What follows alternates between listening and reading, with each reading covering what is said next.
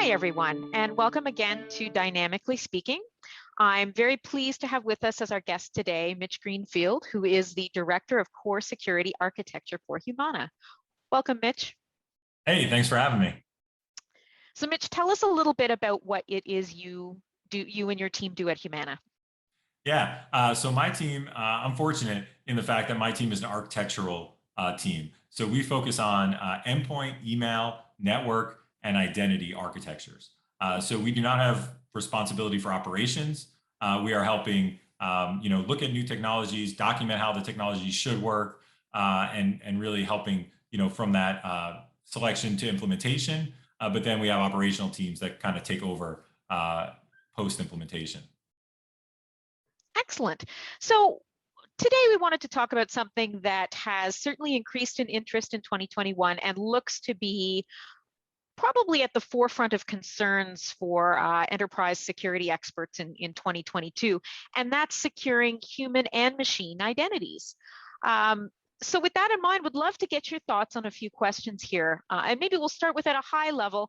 What, to your mind, are some of the key considerations around securing machine identities versus securing human identities? Yeah, I think the key difference to me is the zero trust principles that come into play.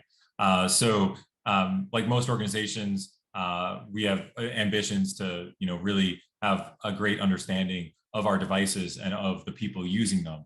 So a machine identity, we really want to know that, hey, this is a corporate-owned device, and then that this is a valid user. And that combination of user and machine together is what gives us trust that the right data can be accessed at the right time from the right asset. So for example, if you're using let's say a personal machine and you try to access a resource, even though you might have the right, user identity, you might be able to successfully MFA because your machine identity doesn't match, you don't gain access to those resources. And as we think about the distributed workforce and how that's changed in 2020 and 2021, and likely to really never be the same again, that machine identity is more important than ever. Okay, that makes good sense.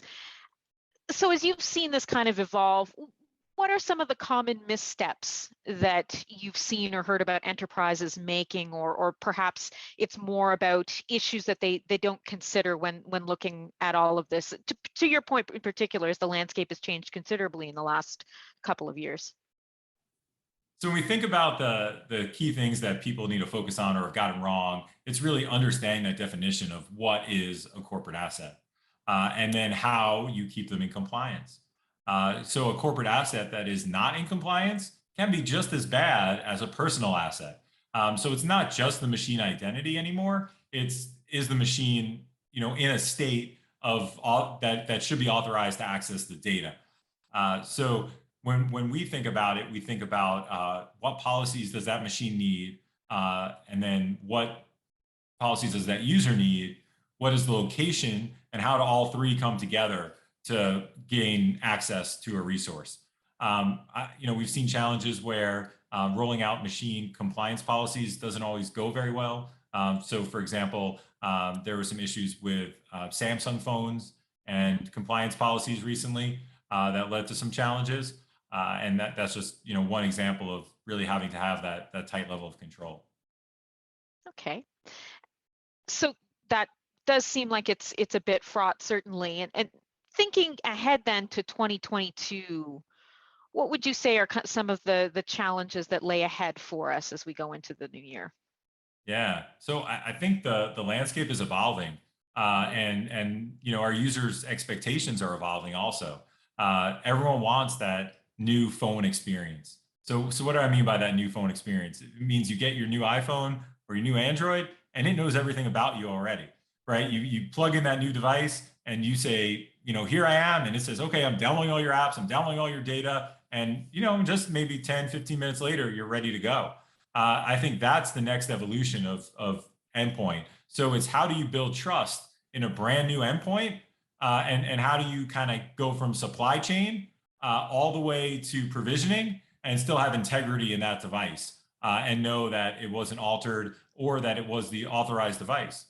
So for example, do you want a user going to Staples or Best Buy or wherever and just buying a device and turning it into a corporate device? or do you want it to come from your supply chain?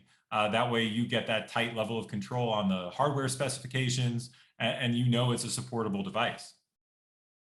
That makes sense. And that really reminded me, as I'm sure many of our viewers remember, the heyday of bring your own device, when that was a Yeah. core consideration when you join an enterprise, right? That you could go to Staples and buy a device and just have it get into the enterprise and into your corporate network without having to worry too much. So it's amazing how quickly that has changed, certainly. Yeah, I never bought into BYOD personally. And the reason I never bought into it was I thought about my mom. So, hi, mom, if you're listening. But she's not an IT person. Right. But I think she's representative of most of the workforce in the fact that she is functionally literate and she can use Office, she can use Outlook, she can send an email, right? She could do her job. But if you say, hey, here's a brand new computer, go set this up, like forget about it. So I always kind of use her as like the litmus test of like, could she be successful with this? And that's why I was never on the BYOD bandwagon. That makes sense. That makes a lot of good sense. And honestly, I hadn't kind of thought about it that way, but I like that. And hi, Mrs. Mom. So, when thinking about all these things, and certainly zero trust as well, is something that people I think are actively preparing for 2022. With all of this together, does this change any of the key considerations that you outlined at the start? Is there anything in particular Yeah. that folks need to be doing now to ready themselves for what's to come? I think the biggest thing when rolling out zero trust, and I think about it as data, network, identity, and endpoint. And you really have to have all four elements to get to a true zero trust. By the way, I hate the term zero trust. I like the term minimal trust because that's really what it is, right? You're creating a minimal level of trust necessary to do what you need to do.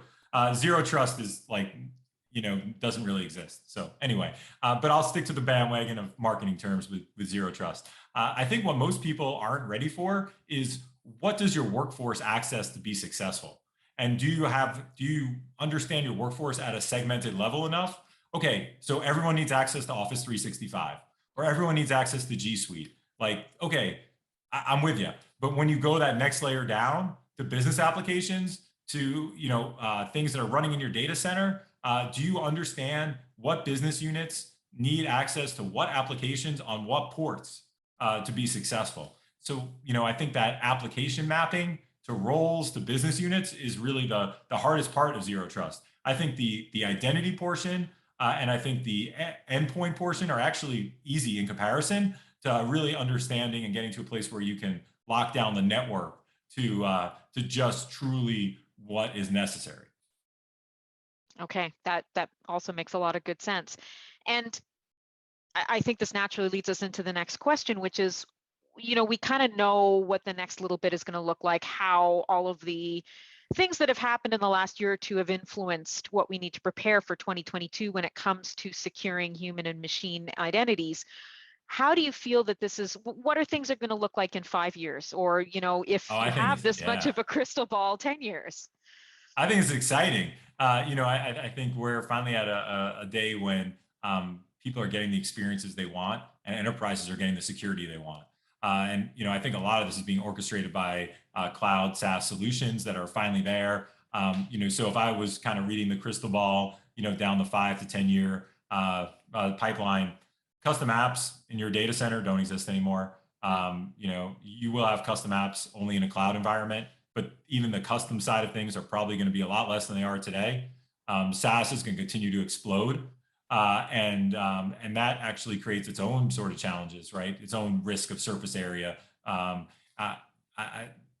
governed by central identities. So I think central identity is still going to be more important than ever, but I think we're actually going to be at a decentralized central identity, if that makes any sense. So verifiable credentials, I think, are going to continue to kind of come into play over next year, over the next 2 to 3 years. You're going to have employees show up with attestations of who they are in a way that you've never had before. That is really awesome. And I think that will really start to shape how you provision access and how you think about access. And then how you think about password resets.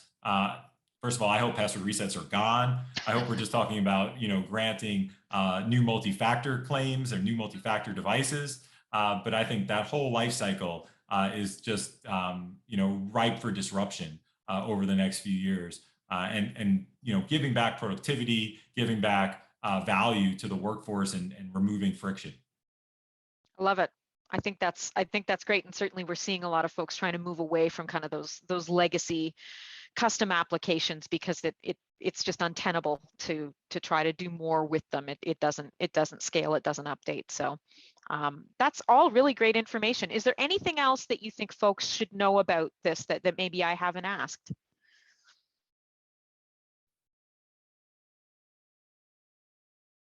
Yeah, I think the biggest thing everyone should think about is I think where they want to be, and then build backwards.